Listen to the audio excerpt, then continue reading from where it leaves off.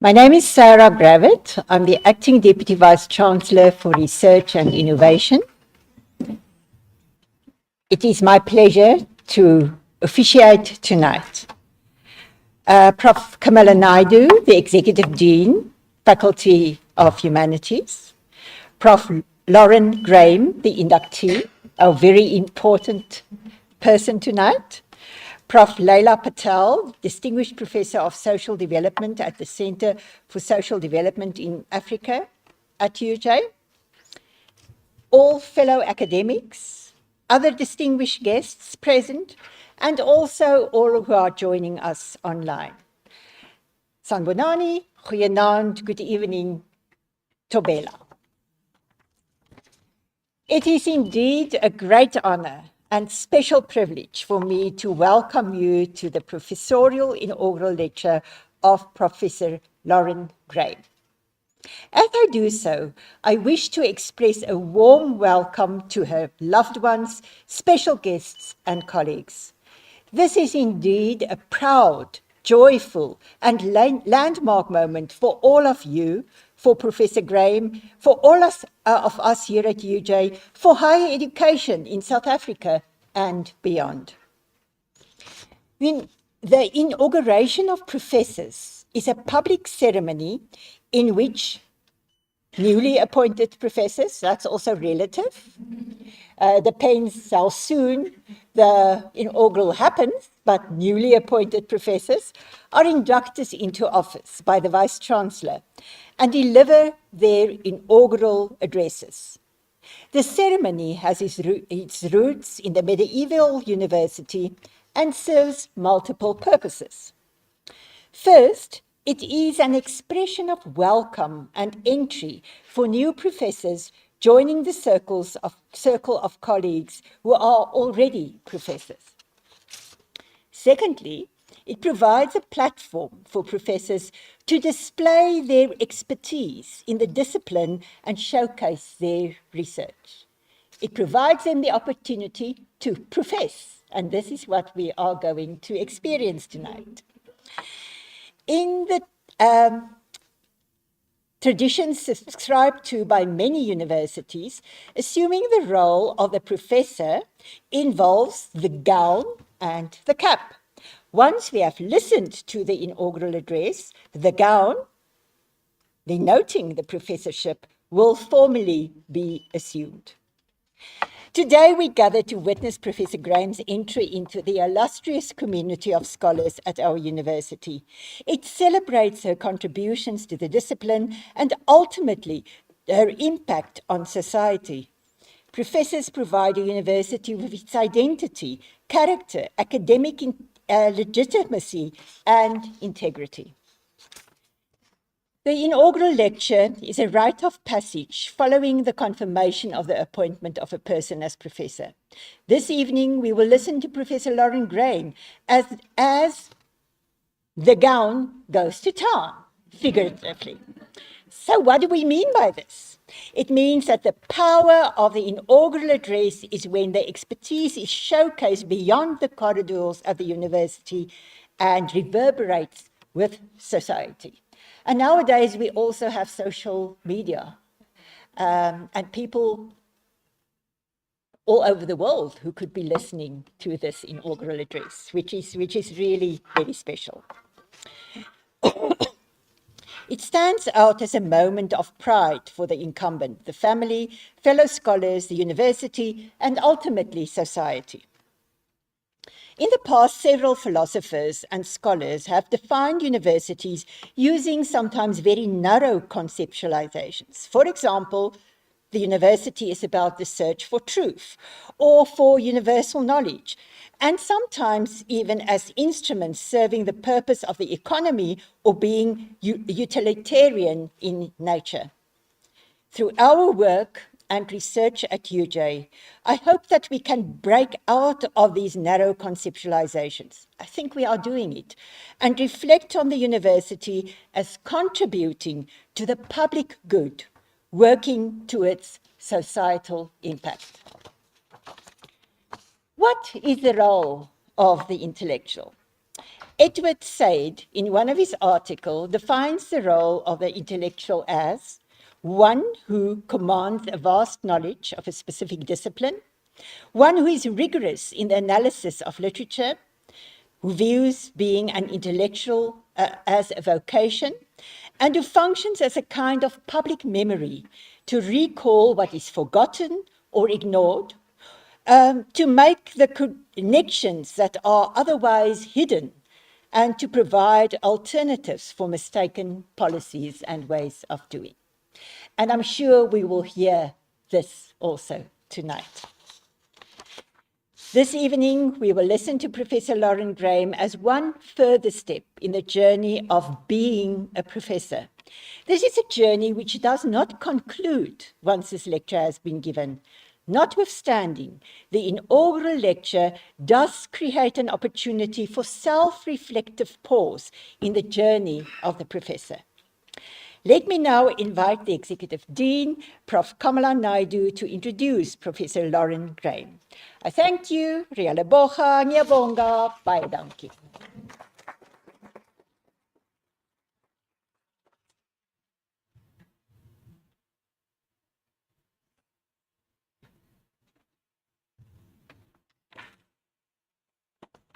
Good evening, Sanibonani, Dumelang, Goeienaand.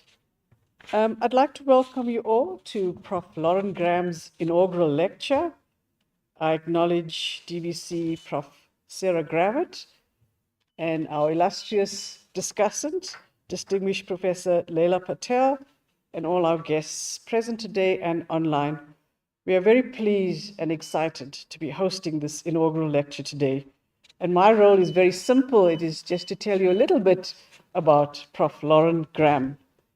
Lauren Graham is a development sociologist who maintains a deep commitment to social justice. As an academic, her work revolves around understanding how to enhance opportunities for individuals to realize their full capabilities through both social and economic inclusion. This scope of work involves analyzing how structural obstacles contribute to people's social and economic marginalization and identifying effective interventions to amplify individuals' capacities, enabling them to lead lives they have reason to value. Lauren's research has predominantly concentrated on marginalized and excluded groups, encompassing unemployed youth, individuals with disabilities, vulnerable workers, and children growing up in adverse circumstances, while her focus lies in the scholarly pursuit of conceptualizing and executing research for theoretical advancement in the field of social development. She is equally interested in employing evidence to devise innovative solutions that advance improved social development outcomes for disenfranchised segments of society. Consequently, her work is intrinsically applied and pertinent to policy making. She maintains a strong commitment to ensuring that research is applicable to and useful for those living in the societies the Academy serves. She holds the position of professor at the University of Johannesburg and holds a C2 rating from the NRF. She currently serves as director at the Center for Social Development in Africa, a research center dedicated to cutting-edge applied research in the field of social development. She has worked at the center since 2007 when she joined as a researcher, and prior to that she was a lecturer at the University of Witwatersrand and worked in research consulting in the not-for-profit sector. She achieved a D.Lit. et Fil. In development sociology from the University of Johannesburg in 2013 with a dissertation entitled Understanding Risk in the Everyday Identity Work of Young People in an Informal Settlement on the East Rand of Gauteng, supervised by Prof. Leila Patel and Prof. Tina Ace. Her BA Honours, and MA were all completed at the University of the Witwatersrand. She was a British Academy Newton Advanced Fellow in 2015 and received a Leadership in Social Development Award from the International Consortium of Social Development in 2021 She is a faculty affiliate of Global Social Development Innovations at the University of North Carolina, Chapel Hill, and serves as the chairperson for the Africa branch of the International Consortium for Social Development. She is a board member of the Center of Excellence in Human Development at the University of Witwatersrand. She has published over 30 journal articles and book chapters in reputable journals and is committed to publishing her work in formats that are more accessible for an educated lay audience. In this regard, she has published over 20 research reports and regularly writes for the media. And she has supervised 35 postgraduate students to completion, with a further 10 students currently under her supervision. And in her spare time, what does she do in her spare time? Lauren enjoys vegetable gardening, yoga, walking and hiking, and spending time with her family. She is married and has a daughter, and spending time with her family brings her a great deal of joy, as we all saw during the UJ Future Walk, when they were all walking with her and the rest of UJ. I now call upon Prof. Lauren Graham, and thank you very much, everybody.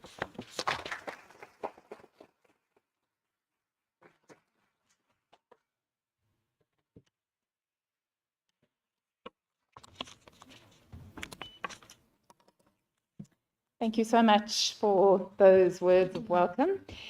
And thank you so much to each and every one of you for being here, whether you're here in person or online. I've received so many messages today from colleagues and friends from around the world who I know are online as well. And it just really is a very warming moment to see everybody here.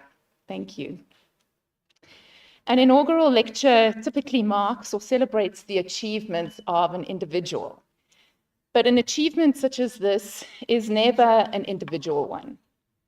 My achievements that have led to this day being celebrated are very much a testament to the multitude of people whom I've had the privilege of collaborating with and who have supported my journey and my work every step of the way.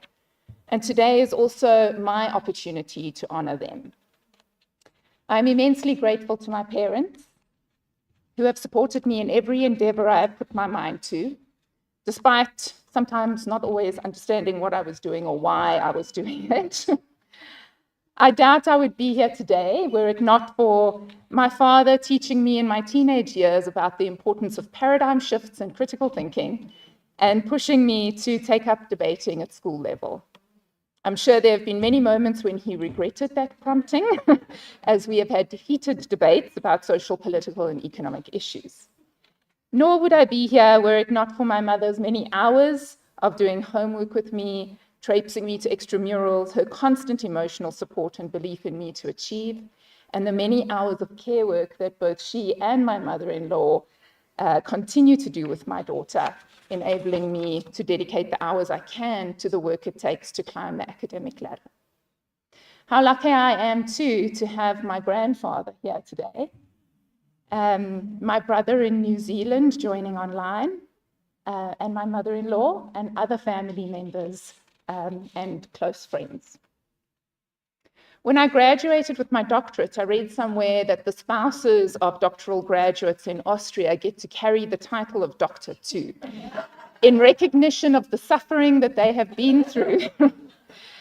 Unlike a good academic, I have not fact-checked that one, because I like to think it is true. Strong support from my husband is unerring. The fact that he understands the gendered nature of care and the mental load, admittedly after many hours of lecturing around the dining room table, and that he steps in where many men would not, is testament not only to my lecturing skills, but also to his social awareness, his love, and his support. I do wish that my daughter Amelia was here tonight. She is away on school camp at the moment, and she too has had to put up with me being distracted by deadlines and leaving her behind when traveling for work. I do hope, though, that my achievements that we celebrate tonight model for her that she too can achieve whatever she puts her mind to and whatever brings her joy. I am surrounded by love and support and grateful for the solid family foundation I have, a social privilege that so many people do not have access to. and an under-recognized one in this country where family life was historically undermined.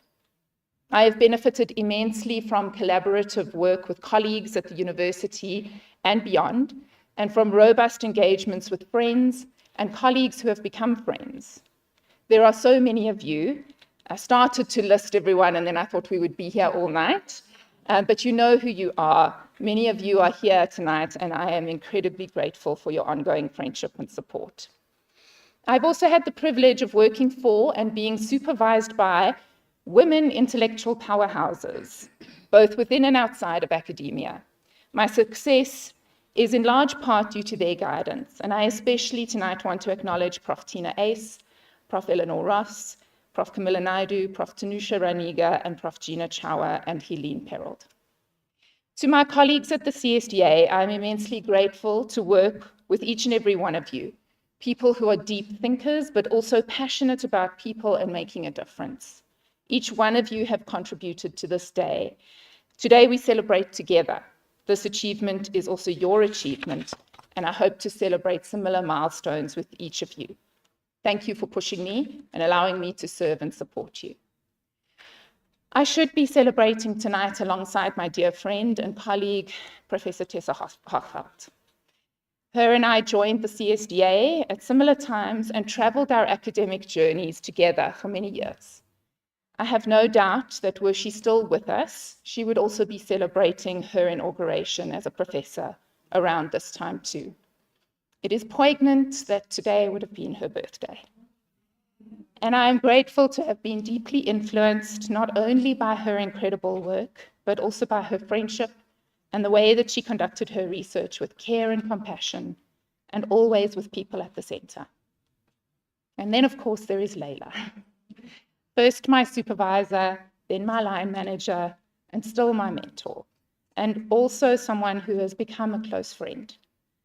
Leila started the CSDA in 2004, and it is here that I have found an intellectual home, a space in which I could be challenged intellectually, but also where I felt as if I could make a difference in the world in some small way. Thank you for welcoming me into the CSDA, for seeing my potential, for nurturing it by pushing me, challenging me, and believing in me, and for your own intellectual work that continues to influence mine. As I reflect on my journey to be here tonight, the ongoing social support and recognition that I have had from those around me is central to my success. But the value of this social support, which is so crucial to anybody's ability to reach their potential, is something that is overlooked in policy thinking today. The connection between the economic and the social is one of the core tenets of social development as a field of research. While human development, on the one hand, tends to emphasize individual and family level outcomes and concerns, and economic development tends to focus on economic growth and opportunity, social development brings the two together and points to the ways in which both the social and the economic are crucial to promoting positive development outcomes. I have deliberately titled my lecture tonight with the words, "Realizing Human Potential Through Social and Economic Inclusion," with emphasis on the word "and." This is because I want to draw attention to the complex interactions between these two concepts in theory and in practice, and to highlight, by drawing on different research projects I have led or collaborated on, how fundamental the connection is to realizing human potential, which I define as the ability of people to live the lives that they have reason to value. This connection, at face value, seems obvious. Indeed, when I sent my lecture title through to the university, I had significant doubts. What new could I say about such an obvious connection? Yet each time it comes up in my various research projects, I'm struck once again at its importance and the ways in which it is so underappreciated in policy and programmatic thinking. To illustrate this, I proceed in this lecture to outline how we can define what economic inclusion is and what some of the complexities of the concept are. I then consider what my own research and that of others tells us about the limits of economic inclusion devoid of social inclusion. Second, I turn to how social inclusion can be conceptualized and what the research tells us about the effects of social exclusion in relation to economic participation. Third, drawing on established literature that demonstrates how social and economic exclusion are mutually reinforcing, I A, point to how economically marginalized groups value social inclusion, and B, examine emerging literature on how social inclusion promotes and reinforces economic inclusion. Finally, based on this, I draw lessons first for social development theory and second for policy and practice. On the face of it, economic inclusion may seem to be a relatively easy concept to conceptualize. It simply means participation in the economy. And we usually think about this in terms of a job, typically a formal job. This idea is characteristic of a market-led approach to economic inclusion, which prioritizes participation in markets through employment and entrepreneurship. It is often this approach that has underpinned social policy development in the global north, which is premised on the notion of full and formal employment, and which can in turn foster social support and inclusion. That is not the situation in the global south. Based on this approach, promoting economic inclusion focuses on addressing barriers to markets, including skills deficits, labor market inefficiencies, and supply chain challenges. We might recognize some of these approaches in the policy and programmatic responses to widespread unemployment in South Africa. In a review of such responses that I led with Leila and colleagues at CELDRU, we found widespread emphasis on skills development programs, investments to promote industrial growth and job growth, and to a lesser extent, efforts to improve labor market inefficiencies and inequalities. Despite these significant investments, however, South Africa continues to have a high structural unemployment rate, and we continue to see the same groups of people facing economic exclusion, particularly young, Black, African, and colored youth and people with disabilities. Further, even when we have been able to foster connections to the labor market for marginalized groups, these often do not result in economic inclusion and the ability of people to reach their potential, as several of my research projects and those I have collaborated on have demonstrated. For instance, in a study I concluded last year with colleagues at Glasgow University, who I know are online, and thank you for being there, we followed a sample of young people over a period of 10 years in the National Income Dynamics study. We looked at employment status of these young people in 2009, and then tracked how their employment shifts over subsequent waves of data over a period of a decade. Of particular interest were those young people who were in some form of precarious employment in the first wave of data, defined as short-term, low-wage work without a written contract. I had hoped to see that those in precarious employment would find their way into more stable and higher earning work over time. Such is the call that is often made that any work is better than no work. However, our findings sadly show that this is the case only for 14% of the sample. In contrast, 54% remain in precarious work and 31% move into unemployment. Further, those in precarious work also had high household dependency ratios and low household income, suggesting that their employment does not significantly reduce their household economic vulnerability. We also saw in research conducted by Leila and Dr. Zohib Khan with young people prior to the introduction of the national minimum wage, that although young people are assumed to have high wage expectations, and this is often given as one of the reasons why we have such high youth unemployment, their desperation for work meant that they were willing to work for wages well below the proposed national minimum wage. These findings align also with those of Ingle and Cecil Mtlacheni and others that demonstrate how, despite significant investments into youth employment initiatives, we continue to see both high and growing rates of youth unemployment and significant churn in the labor market, in which young people move from a short-term job into unemployment and into the next short-term job, with very little progress towards the economic stability that can assist people to plan and pursue the lives that they have reason to value. This data flies in the face of popular calls for young people to be excluded from the minimum wage, and indeed speaks to the limits of what short-term economic opportunities can achieve on their own. This is not to say that the income derived from such work is unimportant, but that on its own, it is insufficient to ensure that people are able to achieve economic stability and live the lives they have reason to value. As one young person from Orange Farm told us, there just wasn't any movement in my life, and there was no one to talk to, not even that little bit of support and guidance that was not there. Over and over in my research with young people, whether they have managed to find a work opportunity or remain unemployed, there is a deep sense of just feeling stuck in their lives, of never being able to move forward. Taken alongside the excellent work that colleagues have done on the experiences of informal workers, there is ample evidence that economic inclusion, when approached purely through a market-oriented lens, does little to unlock human potential and foster positive human development outcomes. While we might assume that economic inclusion will automatically lead to social inclusion, dignity, and the ability of people to live lives they have reason to value, this evidence suggests otherwise. Full economic inclusion, from a structuralist point of view, points to power dynamics within markets and recognizes that economic inclusion must also consider how benefits of participation are accrued. The structuralist approach pushes us to consider how power dynamics shape the experience of economic participation, who has power in economic engagement, and therefore what the implications are for how we understand economic inclusion. And this is the approach that underpins the ILO's decent work agenda, for instance, a point I will return to later.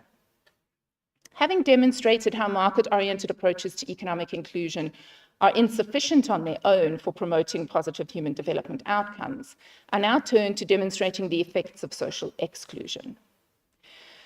Social inclusion is often understood as the opposite of social exclusion, and much research on social inclusion is actually research on social exclusion, perhaps because the effects of social exclusion are easier to observe. Certainly, in my own research with young people over the years, I have witnessed the heartbreaking effects of social exclusion, including how it reduces people's sense of dignity and belonging and undermines their sense of their own value and potential. The exclusion that so many young people face in South Africa is structural in nature, driven by historical and contemporary economic, political, and social challenges. Yet they experience that exclusion at the individual level. Across multiple projects over the years, I have heard young people talk about themselves in the most negative terms, as feeling as if they have personally failed. In my PhD research, for instance, where I was able to engage with young people in an informal settlement over a prolonged period of time, this sense of exclusion and lost potential came up repeatedly. One of the most heartbreaking findings of the study was how long-term social and economic exclusion had left deep emotional and psychological scars. I asked them, for instance, to reflect on their years at school and to tell me what they dreamt of being when they were at school. And they lit up, telling me about how they were working towards becoming South African athletes and social workers who were going to serve their communities. While they were in the social systems that supported them, they saw their own potential and were working towards it. This was in stark contrast to their sense of self at the time of the interviews. And I have this reflection from my research journal at the time. It reads, I noticed this when I met with Beauty and Lebogang, but it was most evident with Dudu today. When she talks about her experiences at school, her running prowess, she lights up. This is in contrast to the almost depressive state I find her in when we usually meet. Similarly, in research conducted with young people trying to access higher education, the most difficult finding to engage with was how they expressed their exclusion in terms of personal failure. One participant said to us, I don't blame anyone. Maybe it's myself, because I feel so negative about life, thinking that I'm nothing. But sometimes I get so tired and I'm sick and tired. Life is boring. I don't know where to go. These types of quotes come up repeatedly in research with young people, demonstrating that they have internalized a sense of isolation and blaming of themselves for this failure, and not being able to recognize the structural roots of their experience. And this obviously has effects on economic inclusion. Not only do these feelings related to social exclusion drive a vicious cycle of social drift and economic exclusion, as Lunt and Cross have eloquently demonstrated, they also create conditions for adverse economic inclusion. It is precisely these young people who, if they do manage to connect to economic opportunities, are in and out of work and willing to take up jobs regardless of conditions. Having demonstrated how social exclusion exacerbates economic exclusion, as well as how it undermines human dignity and recognition, I now turn to exploring the ways in which social inclusion is valued by marginalized groups and how it might foster economic inclusion. Like with the concept of economic inclusion, social inclusion can be narrowly defined as the level of community participation and interpersonal relationships that people experience, both as individuals and as groups. However, this definition only focuses on the extent of relational inclusion or participation rather than the quality of and basis for this inclusion. A more robust conceptualization focuses on the relational dynamics and political processes that facilitate or undermine meaningful engagement of individuals in society. As Kobiga et al. Describe, social inclusion must be understood as the result of complex interactions between personal characteristics and the environment, and particularly the power dynamics that shape the attitudes of communities regarding characteristics of an individual or group. Social inclusion, therefore, requires valuing all individuals, regardless of, or perhaps because of, their personal characteristics and diversity. Social inclusion can take many forms. It is most often viewed from the perspective of political recognition, rights, and participation. However, it can also refer to social support that people might require to address the psychosocial challenges they face. And certainly Tessa's work pointed to the value of social support and access to welfare services as a crucial aspect of social justice. It might also mean having a space in which one feels as if they belong and can flourish, the kind of inclusion I have experienced in my family and at the CSDA over many years. While I would argue that from a human rights and social justice perspective, social inclusion is an end in and of itself in that it fosters human dignity and recognition, there is often a need to conceptualize social inclusion and its effects on economic inclusion in order to garner policy or practice interest. Social inclusion is highly valued amongst many of the most marginalized groups, even in instances where they are participating economically. In a study I collaborated on with Leila and Senzi Mthembu, we spoke to domestic and farm workers who were initially excluded from the full national minimum wage when it was first rolled out, due to concerns about job losses in those sectors. When asked about this exclusion, I was surprised to learn that they were less concerned about the loss of higher wages as they were about how this made them feel. They felt that it undermined their dignity as workers and that they were not recognized. I am pleased to say that following the presentation of that research, the lower minimum wage for workers in these sectors was scrapped.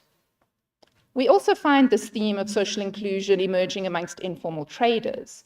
In research I conducted with colleagues at the CSDA and WeGo amongst informal traders who were receiving the COVID Social Relief of Distress grant, a key theme that emerged from participants was that they felt the receipt of the grant, a form of economic inclusion, fostered a sense of recognition, that they felt seen by the state for the first time. The financial elements of grant receipt were certainly important, but what was surprising was that they valued the sense of recognition. Similarly, the work of Dr. Lauren Stewart, supervised by myself and Leila, on public employment programs also demonstrates the social value that accrues to program participants. It shows how this is as important to participants as the income they derive from their participation. This is contrary to much of the research on public employment programs, which tends to criticize them for having limited economic or productive impact.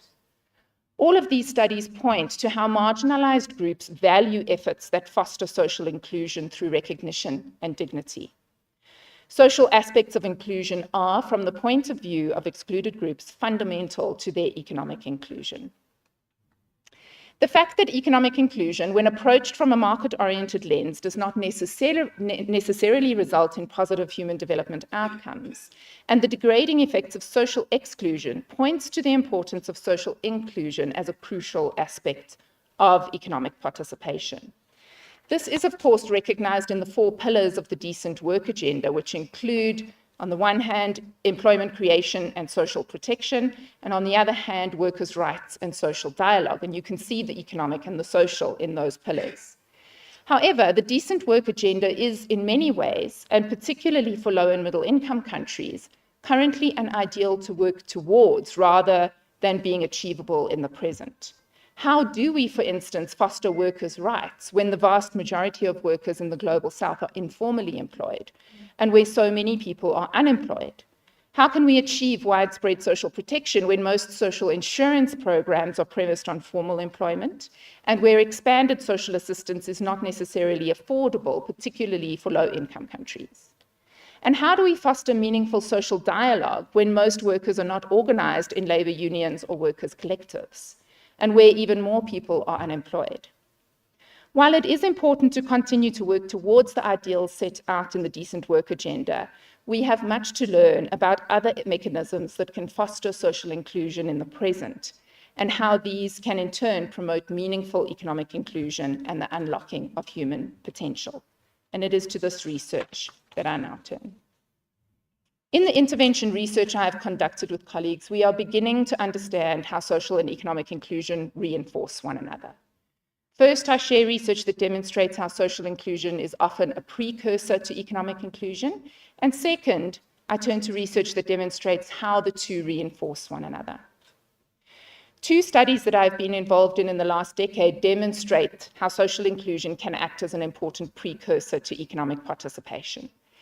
In the Siaka Youth Asset Study, led by Professors Leila Patel and Gina Chauer, we found that participants of youth employability programs had improved self-esteem and self-efficacy and social capital. We also saw that those with higher levels of self-esteem and self-efficacy showed more job search effort and job search resilience. In the same study, we found that soft skills training that focused on personal and interpersonal skills, positively affected odds of employment, particularly for the most vulnerable youth, those with lower levels of education and those living outside of metropolitan areas. We are also seeing in a study that I've been conducting in collaboration with Professor Ariane Delanoy at UCT, that a coaching program targeted at young people who are not in employment and education and who are already deeply discouraged can shift social well-being outcomes and economic outcomes. The program was specifically designed to assess whether an intervention that sought to foster belonging, overcome deep discouragement, and strengthen youth agency through providing social support could shift outcomes for these very discouraged and excluded youth. We track over 500 young people across 3 provinces, and we see statistically significant improvements in a range of social inclusion and well-being indicators. The participants of the study attribute this to the sense of belonging, recognition, and support that they receive from their coaches. One woman says, "Before I even knew about BPS, my life was so messed up. When I came here, we did an assessing life about who I am. I didn't know who I am. I would be at home, just like in my bed now, or I would be helping my mom. Her mom had had an operation at the time. The program is actually a thing for me to get up for in the morning. It gets me excited. We apply at the colleges now, so I've been getting here every day. We must get it done." What is emerging across these intervention studies is that social inclusion acts as a precursor to economic inclusion, particularly for the most disadvantaged and marginalized groups. This is confirmed by Kluve et al. In a systematic review that was published, which shows that while most employability programs have very small employment outcomes, programs that were multi-pronged and addressed social as well as the economic needs of participants had better outcomes. Secondly, we are beginning to see that social inclusion supports sustained economic participation and can potentially contribute to more meaningful economic inclusion. Qualitative data from participants of the basic package of support indicates that when young people are supported socially, they are more likely to stay in economic opportunities. As one young man tells us, "And then like when I leave, I feel a little calmer, like I'd come to her before going to work, just to talk to her. And then I'd leave for work feeling, optimistic.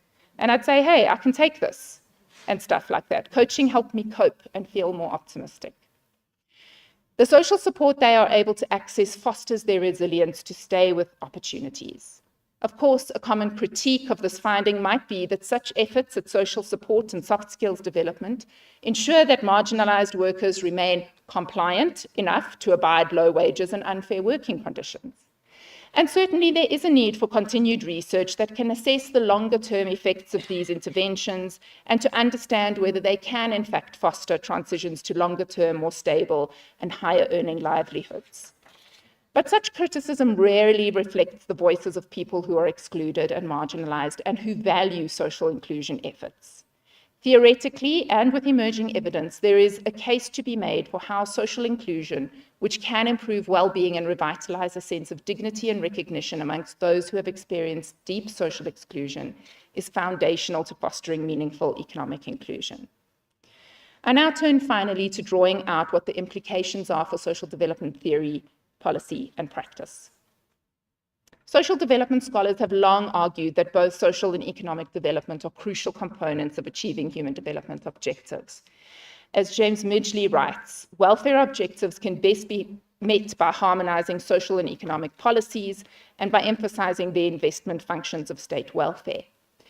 This statement is also reflected in the documentation for the Second World Summit for Social Development due to take place next year as follows.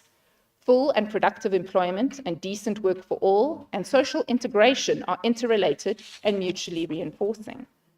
However, social welfare policy research continues to largely be divorced from labor market policy research. Similarly, policy development and thinking tends to separate labor market considerations from social welfare considerations. I'm currently involved in several policy engagements through the Presidential Youth Employment Intervention. And while there is exciting work being done to foster more interdepartmental collaboration to promote employment, noticeably absent from the table is the Department of Social Development. Partly, this is because of market-oriented approaches to economic inclusion, which are so deeply embedded in our discourses, but which continue to overlook the fundamental importance of social inclusion. But the linkages have also not been theorized well, owing in part to poor conceptualization, definition, and operationalization of these concepts. Drawing in social, psychological, and political theories of social and economic inclusion can deepen the theoretical base for social development as an interdisciplinary field. Currently, in the fields of social welfare, social protection, and labor market policy, there is concentration of focus on economic inclusion, often at the expense of social inclusion. For instance, on the back of widespread successes of social assistance programs in reducing poverty in the global south, a great deal of policy attention seems to be focused on expanding social assistance further. In the South African context, this has taken the form of the basic income grant debate. And while efforts to expand social assistance are important, they have often been at the expense of thinking about how to foster social inclusion. Currently in South Africa, we have seen how social welfare efforts that are so crucial to promoting social inclusion are being undercut by reduced budgets, funding cuts to welfare organizations, and high rates of unemployment of social workers and social service paraprofessionals. It is then left to families to often foster that social inclusion, families that also often burden themselves. There is therefore a need for research to be able to demonstrate how social inclusion is intricately connected to economic inclusion. Increasingly, research on social assistance is demonstrating how cash-plus models of delivery are more transformative than cash-only models, depending on program design. But relatively less work has been done on whether social inclusion efforts in labor market interventions can improve economic outcomes and reduce economic vulnerability. Such evidence is crucial to demonstrate the value of investing in programs and policies that promote social inclusion and supporting the work of social welfare organizations. People are inherently social beings with economic needs. And while we might think that meeting economic needs to be prioritized over social integration, we are increasingly understanding that realizing human potential is a factor of both our ability to meet our needs and to be recognized and accepted for who we are. Understanding that the social is as important as the economic is crucial if we wish to see people living lives they have reason to value. I thank you.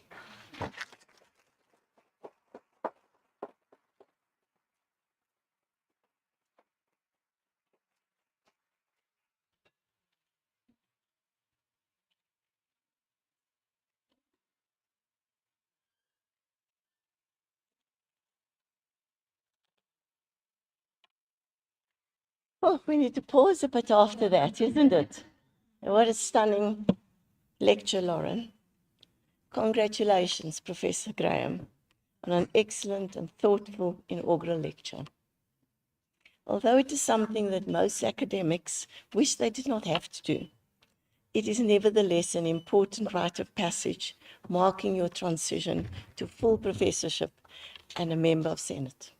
So warm congratulations on a much-deserved achievement. You and I have walked a long path together. We've learned so much from one another over the years and have enjoyed a rich and warm collegial relationship. One I shall always treasure. I know these are sentiments that others share, especially our young and emerging scholars at the CSTA who are all here today. And I think they agree with me. We wish you a long, fulfilling, and productive career in academia and in growing social development as a field of social inquiry. And I think today you showed us how you could possibly do that. So allow me to make a few short remarks about the content of the lecture. The topic is a fitting one for this lecture, as it draws together your work over the past 15 years, starting with your doctoral research, excuse me, moving on to exploring further critical questions about social, economic, and political inclusion of groups of people left behind. Young people, women, people with disabilities, and not forgetting those who are on the margins of the labor market, who are in precarious work. So this work is relevant to us locally, but also globally, as an unacceptably large proportion of young people are at risk of social and economic exclusion, with limited opportunities to realize their full human potential. I think that you will find fruitful engagement with this work internationally in the build-up to the United Nations Second World Summit for Social Development to be held in Qatar next year. So your lecture casts new light on the interconnections between social and economic development, which is a much contested feature of the social development approach to social welfare. And maybe I don't mention that enough in my response. But from the social welfare sector or the social sector, there's often a kind of sense that there's too much emphasis on the economic, and then we get the criticism from the other side. And so their view is that social welfare is about the social. And so these are rather controversial. So this is certainly an under-theorized construct in the social and behavioral sciences, even though it features in popular discourse and narratives of what matters to people in everyday life. You attempted to define the concepts underpinning inclusion and its multifaceted meanings, centered around not only economic well-being, but also the interconnectedness of economic and social well-being. Questions that you pose are crucial for us to find answers to in a very active political marketplace, crowded with the diversity of policy ideas. Every day I hear new ideas,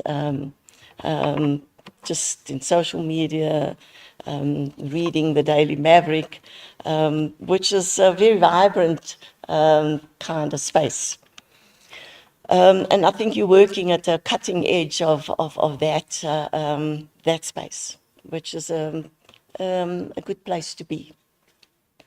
So the clarity that you bring to finding solutions beyond market-oriented approaches only, and I say only because I do believe that it is an important facet of human well-being, as you point out, and to incorporating both dimensions of development in social and economic policies is salutary.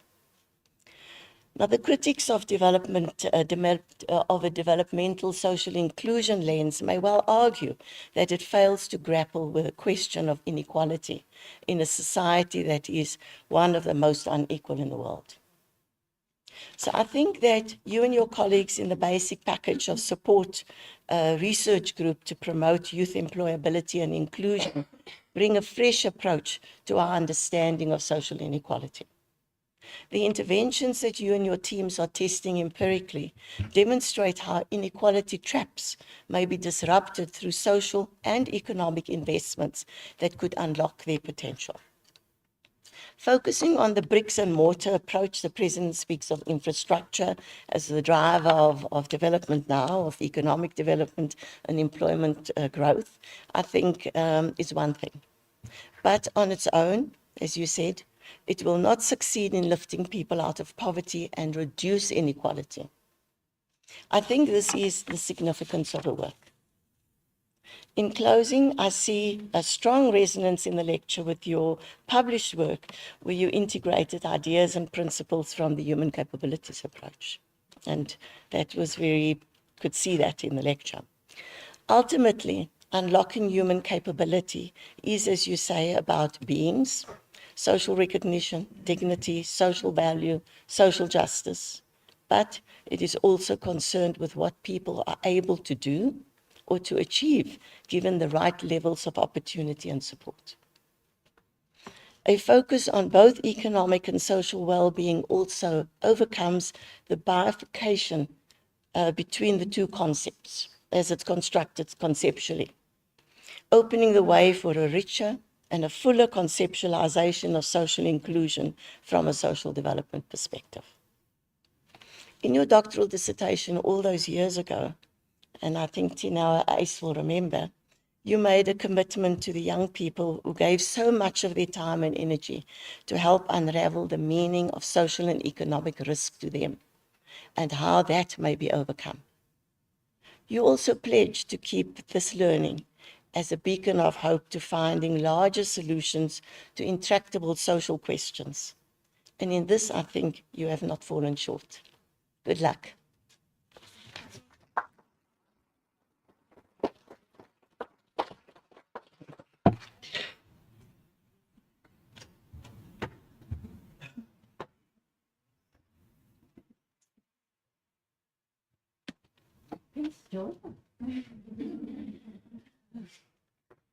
Let's just get that down. Let's take that.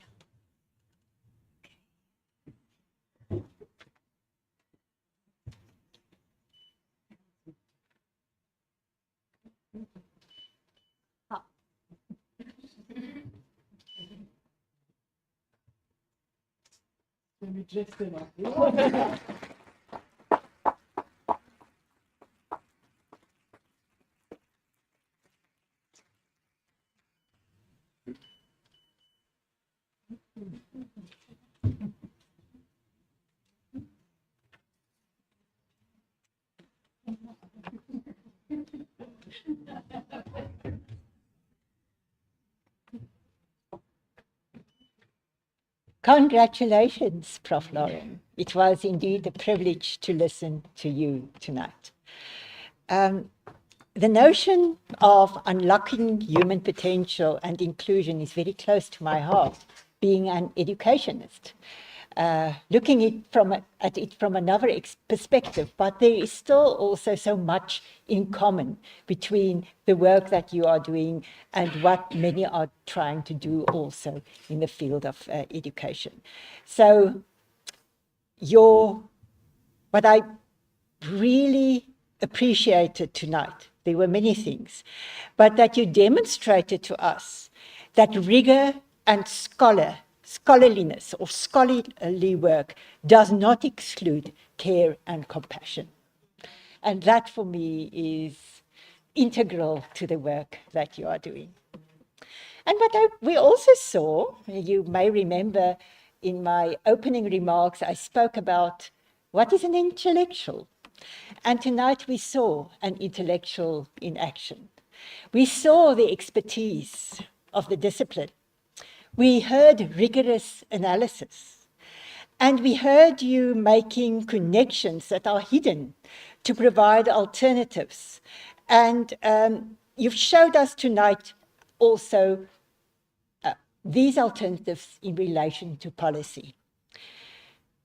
And above all, I think what you demonstrated to us is that you view being an intellectual as a vocation, So congratulations to you, and looking forward to see you, your illustrious career going forward. Well done.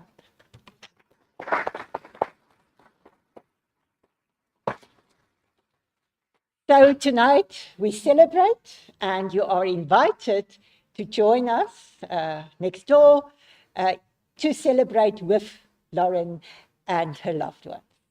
Please join us.